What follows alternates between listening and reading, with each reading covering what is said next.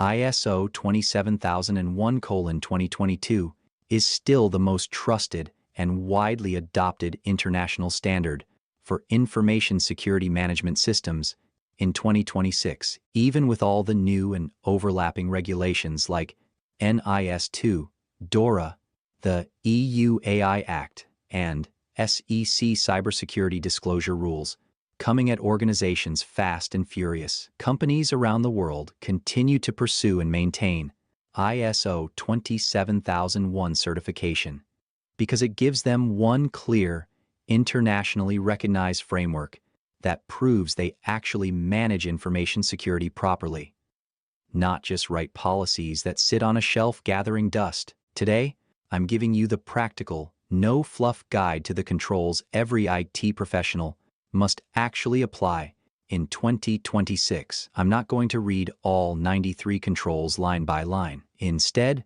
I'm focusing on the 18 highest impact controls that appear in almost every single audit and cause the majority of findings and delays. You'll see real-world examples from AWS, Azure, and on-prem environments that teams are using right now. The exact evidence auditors are asking for in 2026, the most common mistakes that delay certification by months or even cause outright failure, and the ready-to-use control mapping spreadsheet you can download right now from the starter kit and start using today. By the end of this video, you will know exactly which controls to prioritize first, how to map them to your current IT setup, what specific evidence to prepare so auditors are happy on the first review, and how to avoid the classic pitfalls that waste time, money, and team morale. If you've ever felt overwhelmed or lost when someone in a meeting says, "We need ISO 27001 compliance by next quarter," this video will remove that confusion completely and give you a clear, actionable plan you can start implementing this week without feeling like you're starting from zero. Welcome to Applied ITGRC, the channel for visual, no-fluff templates, real tool demos, and roadmaps that actually get implemented inside real IT and security teams every single day. Let's jump into the ISO 27001:2022 controls that matter most in 2026. First, a quick reality check on the standard itself.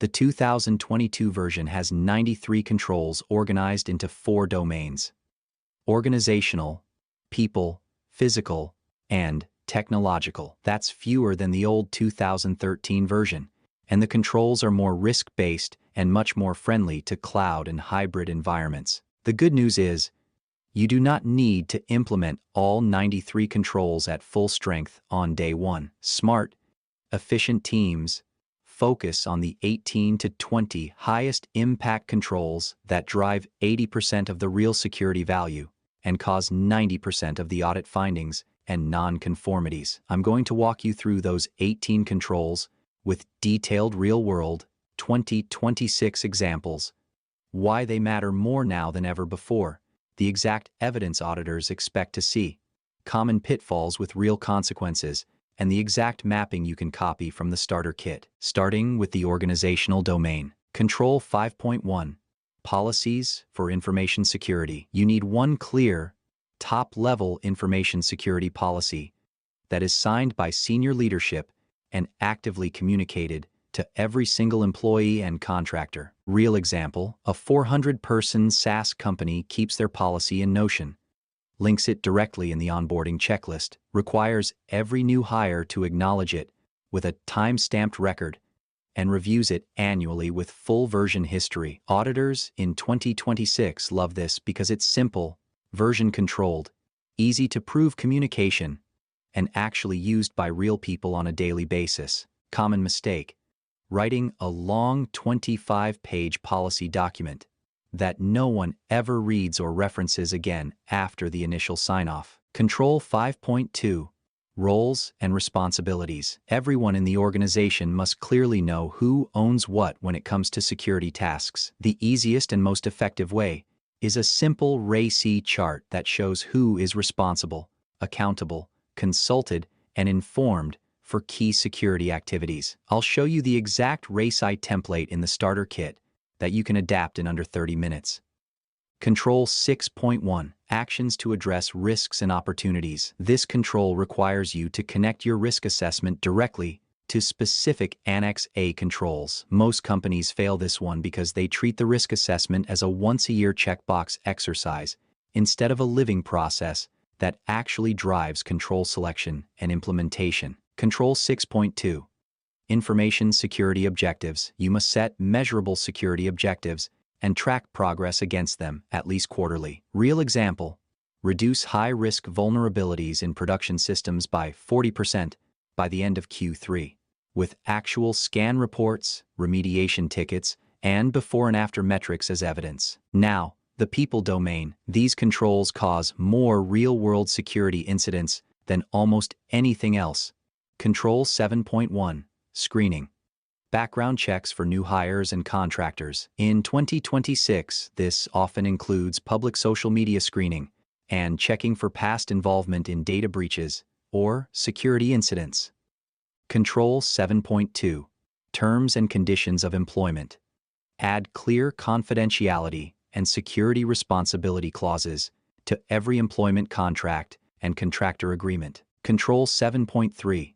Information security awareness, education, and training. This is the control that gets ignored the most, but causes the majority of successful breaches. Real example: monthly 5-minute phishing simulation campaigns, short targeted videos on MFA, secure USB use and password hygiene, plus tracked completion rates above 95%, and post-training quizzes to measure actual effectiveness.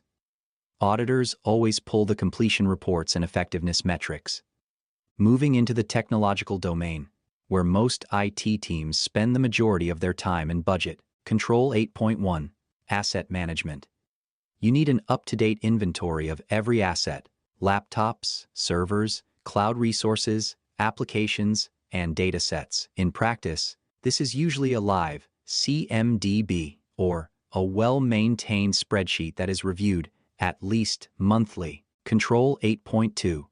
Information classification. Every piece of data must be labeled as public, internal, confidential, or restricted. Real example: customer PII and payment data is always labeled restricted and must be encrypted at rest and in transit using customer-managed keys in Azure Key Vault or AWS KMS. Control 8.3. Media handling. Secure destruction of old hard drives, USB sticks, and paper records. Real example: using a certified shredding service and keeping the certificate of destruction for at least 7 years for audit purposes. Control 9.1. Access control policy. Least privilege is non-negotiable in 2026. In Azure, this means using privileged identity management with just-in-time access. In AWS, it means strict IAM roles with no long-lived access keys. Control 9.2. User access management. Proper onboarding and offboarding processes. Real example: when an employee leaves, all accounts are disabled within 24 hours, and access rights are reviewed in the weekly security meeting with documented evidence. Control 9.4. System and application access control. Strong password policies, MFA on every admin and privileged account, and automatic session timeouts after 15 minutes of inactivity. Control 10.1. Cryptographic controls. Encryption at rest and in transit is now table stakes everywhere. Real example: enforcing TLS 1.3 across all applications and using customer-managed keys in Azure Key Vault or AWS KMS. Control 13.1. Network security. Firewalls, network segmentation, and zero-trust architecture. Real example: micro-segmentation in your cloud environment, so a breach in one workload cannot spread to the entire network. Control 14.1. Security requirements of information systems. Security must be designed into every new project from day one, not bolted on at the end of the project. Control 14.2. Secure development. Code reviews, SAST and DAST scanning, and dependency vulnerability checks in your CI/CD pipeline before every production deployment. Control 17.1 Information Security Continuity.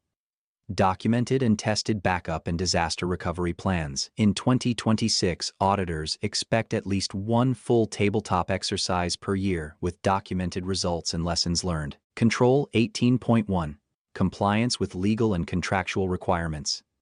You must map your controls to GDPR, HIPAA, PCI-DSS, SOC2, and any other regulations that apply to your business. The two biggest mistakes I see teams make in 2026 are treating ISO 27001 as a pure documentation exercise instead of a living system that is actually used every day, and trying to implement all 93 controls at full strength on day one. Start with these 18 controls, get them working perfectly, prove them with real evidence, then expand. That approach gets you certified faster and actually reduces risk instead of just checking boxes. If you follow the practical mapping I just walked through and use the control mapping spreadsheet in the starter kit, you will be able to show any auditor exactly how your current IT environment meets ISO 27001 requirements without starting from a blank page or spending months reinventing the wheel. If this video gave you the clear, actionable guidance you needed, hit the like button, subscribe with notifications turned on, and follow at Applied ITGRC on X for daily tips and more templates. Don't forget to download the free ISO 27001 control mapping spreadsheet from the starter kit link in the description. It already has the 18 must-have controls pre-mapped with real-world implementation examples and evidence suggestions. Next video drops this Thursday. ServiceNow GRC Full Demo for Beginners 2026. Thanks for watching, and go start mapping those controls this week. I'll see you in the next one.